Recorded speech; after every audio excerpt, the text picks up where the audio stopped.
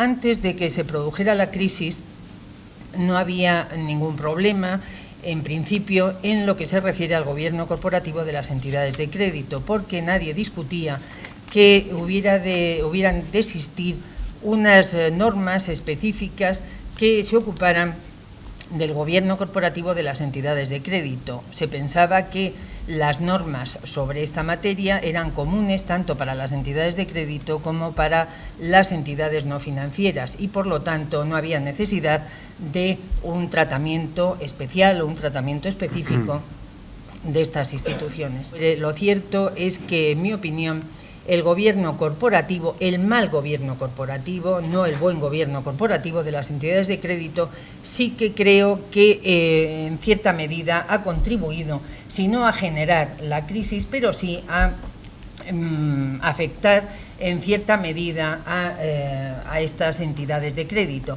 Es decir, es una pieza más del puzzle gigante de causas que han contribuido a desencadenar la crisis financiera en la que nos encontramos. Quizás conviene, antes de nada, indicar por qué los bancos necesitan, si es que lo necesitan, unas normas específicas de gobierno corporativo distintas o parcialmente distintas, al menos, de las de otras entidades no financieras.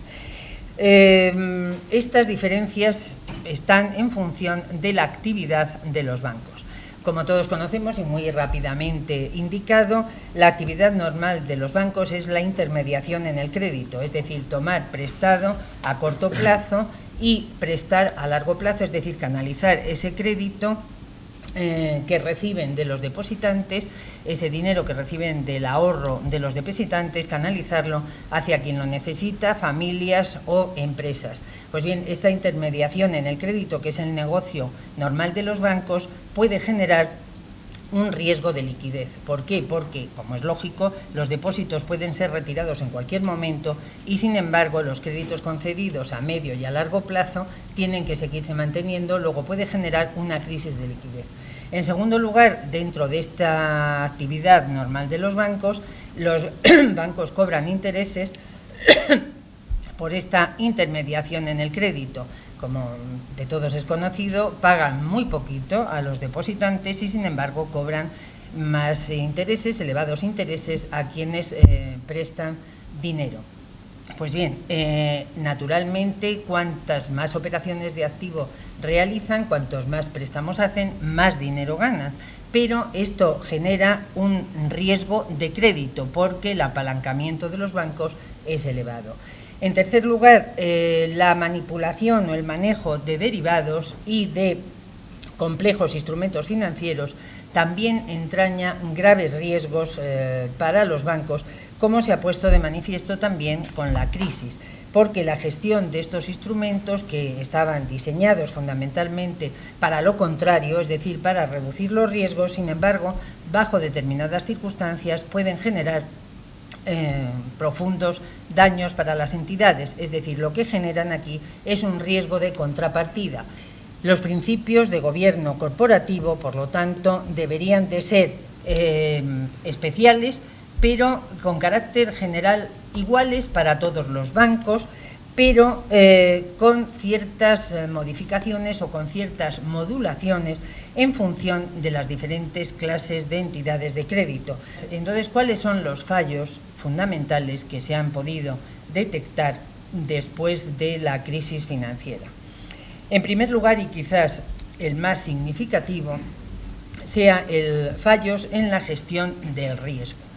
El negocio bancario, como antes he señalado y es de todos conocido, es un negocio de riesgo. Un negocio de riesgo que, por lo tanto, no puede ser eliminado totalmente porque el riesgo está in situ en la naturaleza del negocio. Pero lo que sí tiene que ser tiene que ser conocido, controlado y, en su caso, comunicado. Pues bien, la función del control de riesgo debería de ser, por lo tanto, una cuestión primordial del gobierno corporativo. Pero la crisis ha puesto de manifiesto que en muchísimos casos ese control o no ha existido o no ha sido el adecuado, el que se requería. y se han llevado a cabo una serie de estudios exhaustivos, estudios empíricos, fundamentalmente los americanos, que son los que hacen este tipo de estudios, y que han puesto de relieve el escaso control del riesgo que existía en la mayoría de los bancos, de la mayoría de los que han tenido que ser rescatados o han tenido que recibir ayudas públicas. Y han comprobado que hasta 2006 los bancos que, por el contrario, controlaban mejor el riesgo, estos no han necesitado ayudas o las han necesitado en mucha menor medida. Luego, esto es un factor determinante. Y se dice que hubo 3 fallos fundamentales. Primero, la falta de identificación del riesgo. En segundo lugar, la falta de control del excesivo apalancamiento. Y tercero, la gran subestimación del riesgo de liquidez. Por lo tanto, como vemos, aquí la lección que puede extraerse y que extraen numerosos autores es que, aunque el riesgo no puede ser eliminado, porque, como digo, forma parte del propio negocio, sí tiene que ser conocido, tiene que ser controlado y, en su caso, tiene que ser debidamente comunicado. Se habla la función de control de riesgos en lo siguiente: la estrategia y las decisiones, en las transacciones con partes vinculadas, en la complejidad de la estructura jurídica, en los cambios significativos, en la medición y evaluación, en las tareas de seguimiento, en exposiciones a riesgos no aprobados, etcétera. Y se exige también que se nombre un CRO. Se dice que la asunción excesiva de riesgo por parte de las entidades ha venido motivado, en cierta medida, por la existencia de limitación de responsabilidad de los accionistas, puesto que los accionistas lo que pretenden es conseguir cuanta mayor rentabilidad mejor para su inversión, y por lo tanto esto hace que tengan un apetito, como decís los economistas, un apetito desmesurado por el riesgo. También se ha dicho que ha habido fallos en la cualificación de los miembros del Consejo, a lo que ahora me referiré también, y se propugna, entre otras cosas también, aparte de corregir toda esta serie de fallos, el establecimiento de un nuevo deber fiduciario a cargo de los administradores, no ya frente a los accionistas, sino frente a los depositantes. Pues bien, ¿cuáles son las mejoras que se han propuesto en el marco del gobierno corporativo de las entidades de crédito? Algunas de las cuales ya se están poniendo en práctica en el marco de la Unión Europea y también en nuestro país. Respecto a la estructura del Consejo, lo que sí tiene, y esto también es común para otras entidades no financieras, es la separación entre el cargo de presidente de la entidad y consejero delegado o primer ejecutivo, el CEO del que hablábamos antes. Esto también es una de las propuestas que se hace para entidades no financieras también, y que se discute mucho si es más conveniente o no. Lo único que puedo decir aquí es que en el libro verde de la Unión Europea, la consulta que se hizo a la industria y a otras personas o entidades interesadas, se rechazó que se impusiera esta separación entre el presidente y el primer ejecutivo, porque se decía que muchas entidades que no tienen esa separación funcionan estupendamente y no han tenido necesidad de ningún tipo de ayudas. Tampoco se estaba de acuerdo respecto a la limitación del número de consejos en los que se debe sentar cualquier consejero. Se ponía un límite máximo de 3 consejos, porque se considera que para controlar y llevar a cabo una buena gestión, un buen gobierno de una entidad de crédito, se debe de dedicar tiempo a estar actuando como supervisor, aunque solo sea si es miembro del Consejo y no tiene ningún cargo ejecutivo.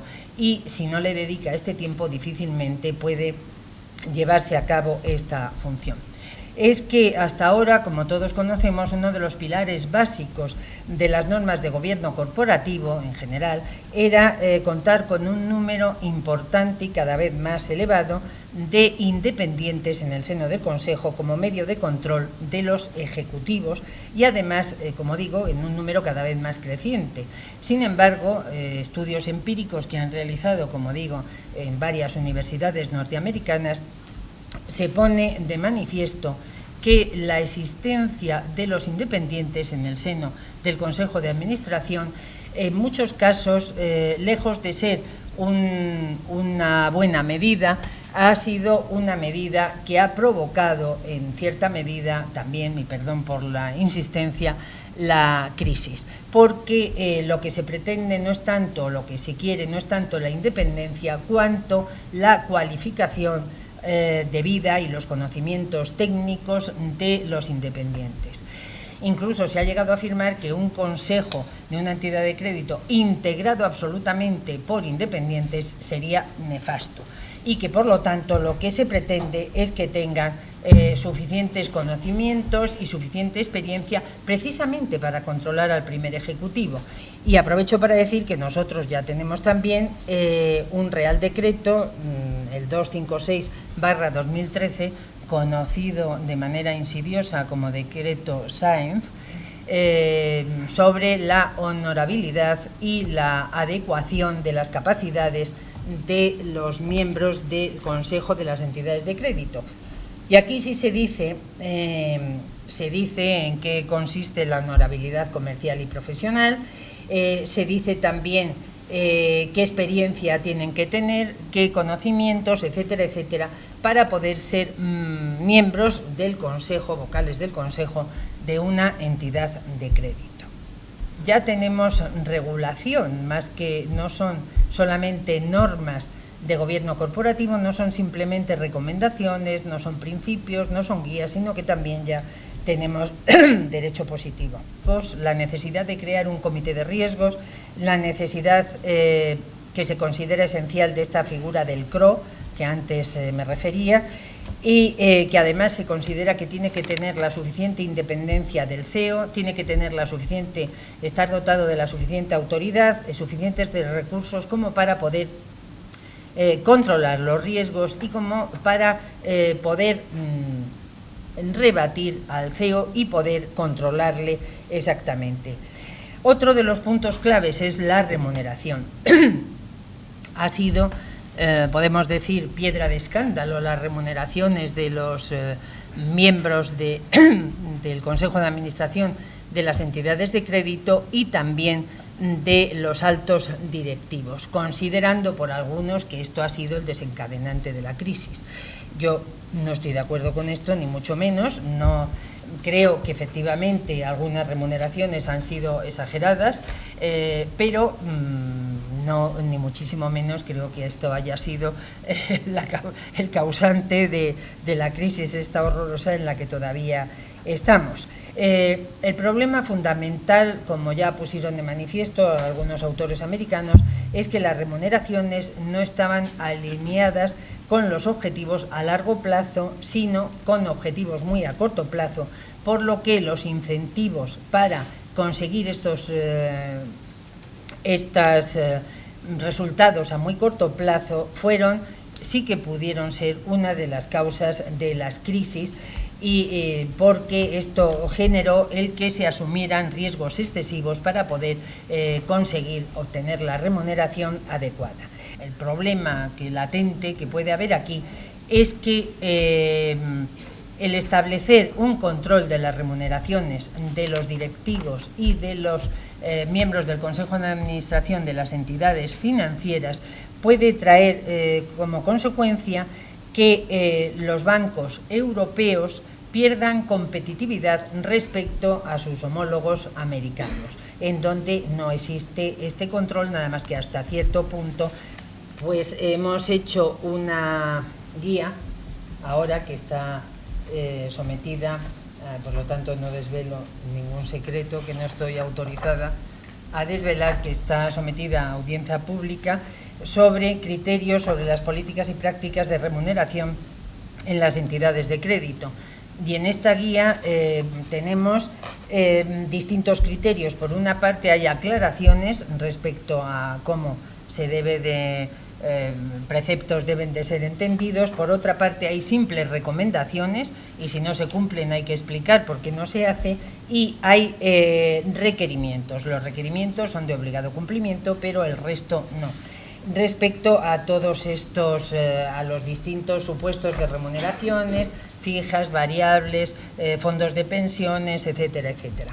Pues bien, el otro fallo que se había detectado y que se intenta corregir es un cambio en los deberes de los administradores. En síntesis, de lo que se trata es de establecer un nuevo deber fiduciario frente a los depositantes, como digo, a los acreedores en general, pero a los depositantes en particular. Es decir, el deber de diligencia que siempre ha obligado a los gestores de las entidades de crédito frente a comportarse con diligencia, debidamente informado, etcétera, frente a los accionistas, ahora se pretende extender a los depositantes, porque si, como se ha dicho por muchos, el problema de los bancos en general es que los accionistas tienen incentivos para hacer que la sociedad asuma demasiados riesgos, resulta entonces que una de las reglas fundamentales, que está cifrada en la maximización del valor para los accionistas, no resulta adecuada, no resulta idónea, y desde esta perspectiva se piensa en la conveniencia de una reorientación de los deberes de los administradores y de los directivos en general hacia el interés de los depositantes y de los acreedores en general. Pues bien, esto lógicamente desde un punto de vista teórico esto puede estar muy bien, porque este deber de diligencia podía efectivamente rebajar la asunción de riesgos, puesto que los acreedores no están interesados en que la sociedad asuma más riesgos, sino simplemente en que los depositantes en que les devuelvan sus depósitos y los acreedores que les paguen sus créditos. Sin embargo, esta solución en la práctica plantea gravísimos y numerosos problemas e interrogantes que hacen muy difícil que se pueda llevar a cabo. El deber es el establecimiento de este deber de diligencia frente a depositantes cambiaría, creo yo, las estrategias de negocio de las entidades al bajar el riesgo agregado, lo que efectivamente podría reducir el riesgo sistémico, pero sin embargo crearía estos deberes una especie de esquizofrenia en los administradores, porque difícilmente, y voy a emplear un símbolo bíblico, se puede servir a dos señores, creo. Conclusión de todo esto, muy rápidamente: las crisis bancarias, como se ha puesto de manifiesto a lo largo de la historia, son difícilmente evitables, pero un buen gobierno corporativo puede contribuir a reducir el riesgo de que esas crisis se produzcan, o que si se producen no sean tan grandes y tan profundas, tan dilatadas como esta en la que estamos.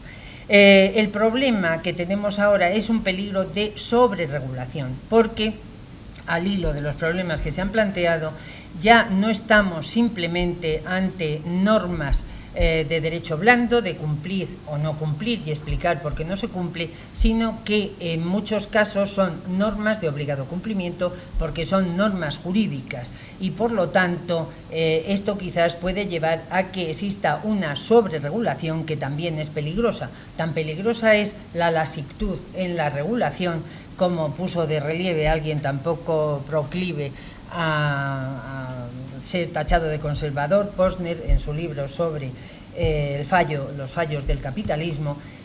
Sin embargo, la sobreregulación también es peligrosa.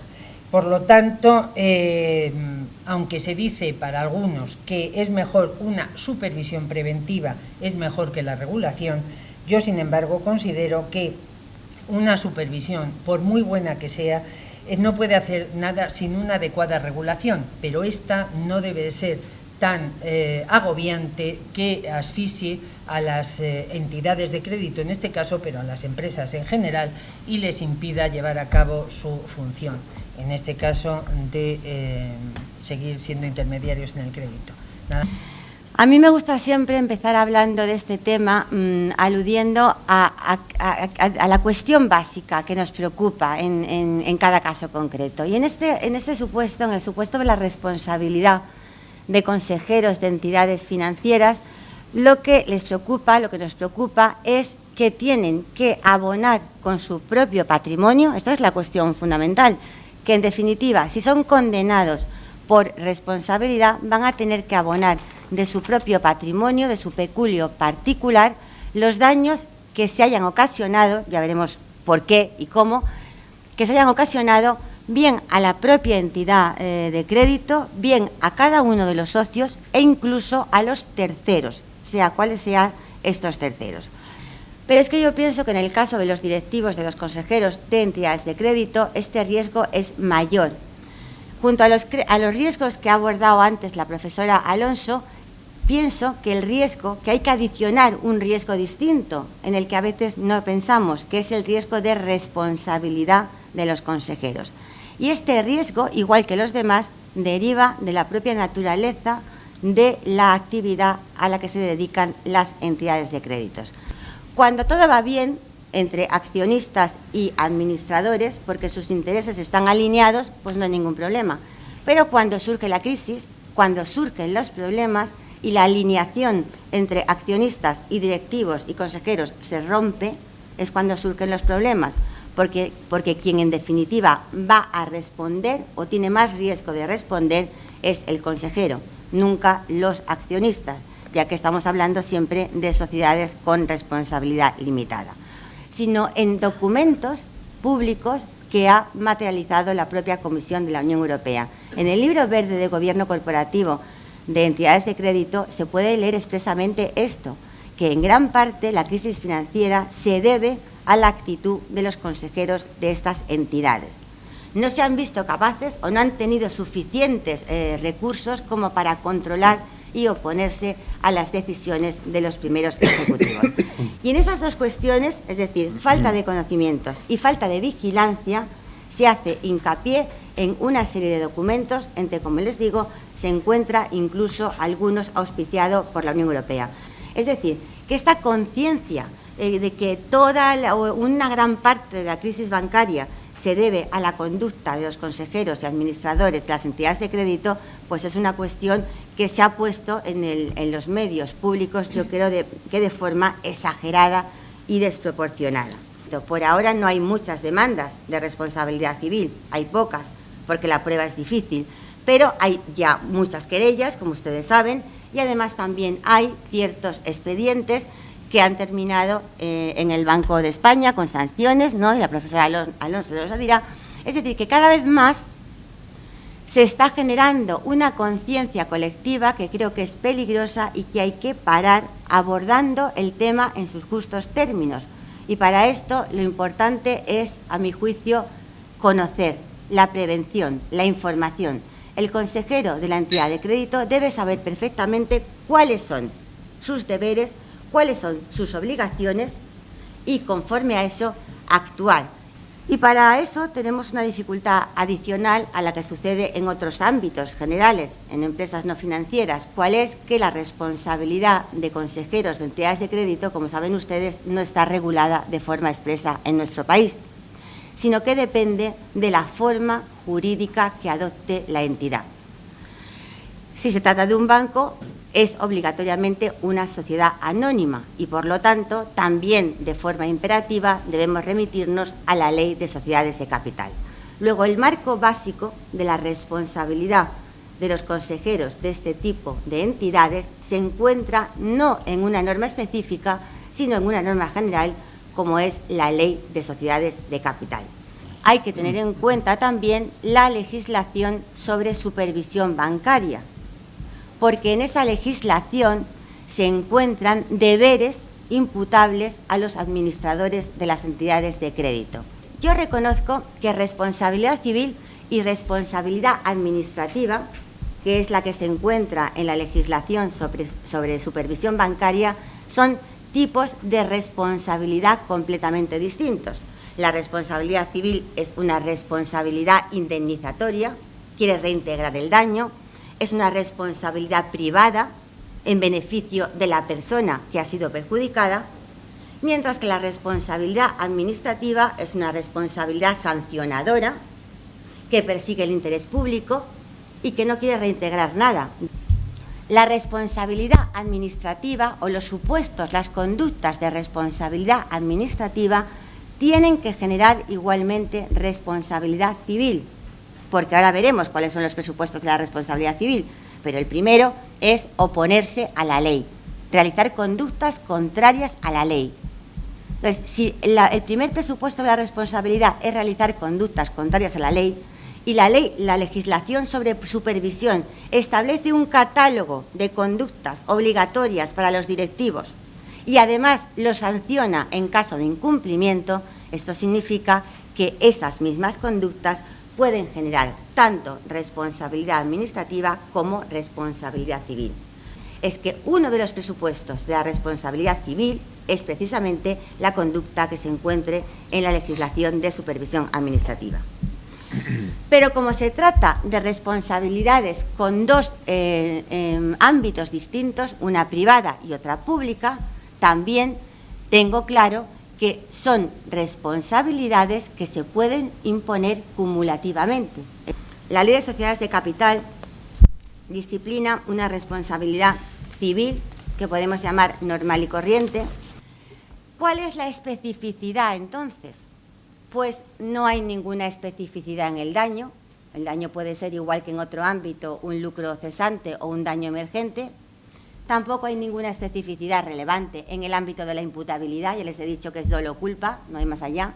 Ni tampoco hay ninguna especificidad en el ámbito de la relación de causalidad. La conducta tiene que haber generado el daño y eso es una cuestión que no tiene ninguna relevancia ni especialidad.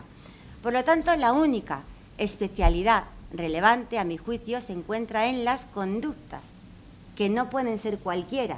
En el ámbito de la responsabilidad civil general, cualquier conducta que genere daño, si es antijurídica, da lugar a responsabilidad. Sin embargo, en el que estamos tratando no es cualquier conducta. Son solamente las conductas que dice, en principio, la Ley de Sociedades de Capital y que han de completarse, como he comentado antes, con las que establece la legislación sobre supervisión administrativa. ¿Y cuáles son estas conductas? Pues la Ley de Sociedades de Capital, como ustedes saben, alude a conductas contrarias a la ley, conductas contrarias a los estatutos y conductas contrarias a los deberes del administrador. Por lo tanto, voy a centrarme en las que infringen los deberes fiduciarios de los administradores. La Ley de Sociedades de Capital no ha incluido, con buena fortuna, el deber al que ha aludido antes la profesora Alonso Ledesma y se limita a regular dos únicos deberes fiduciarios, el deber de diligencia y el deber de lealtad. Nada más, deber de diligencia y deber de lealtad. Lo que ocurre es que cuando se trata de determinar el contenido de estos deberes y específicamente del deber de diligencia, la verdad que el texto de la ley no es lo específico que debiera, porque se refiere simplemente a que el deber de diligencia supone la actuación como un ordenado empresario y después dice que el administrador tiene el deber de informarse diligentemente.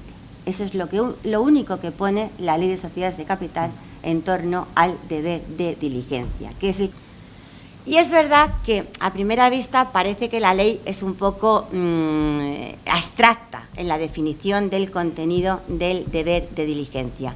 Sin embargo, fíjense ustedes, si se aprecia el desarrollo que ha tenido este deber en el ámbito anglosajón y en el ámbito de la doctrina judicial nuestra española de lo contencioso administrativo, de la Audiencia Nacional en lo contencioso administrativo, se observa que este deber de diligencia, que en principio nos puede parecer tan abstracto, es, sin embargo, bastante conciso y tiene unos caracteres bastante seguros como para poder seguirlos sin temor a incurrir en responsabilidad.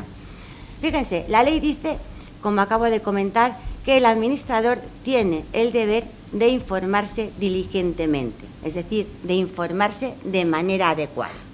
Luego resulta claro que el deber no es el de esperar a recibir la información, y no, lógicamente, toda la información, sino solamente la información adecuada.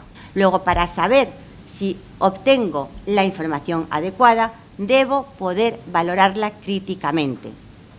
Y según eso, asegurarme de que esa información es suficiente y además que es fiable. Y para asegurarme, o para asegurarse el consejero, de que la información es suficiente y fiable, tiene un deber de vigilar, que es un deber conexo al deber de diligencia. Es conexo, o sea, no es un deber distinto, sino que está dentro de él, sino que se trata de predisponer sistemas de selección y flujos de información y luego controlarlos. Eso es el deber de vigilar. Hay que establecer una organización administrativa, organizativa y contable que sea ajustada y que incluya el nivel de riesgos, tanto la selección como la supervisión de dichos riesgos.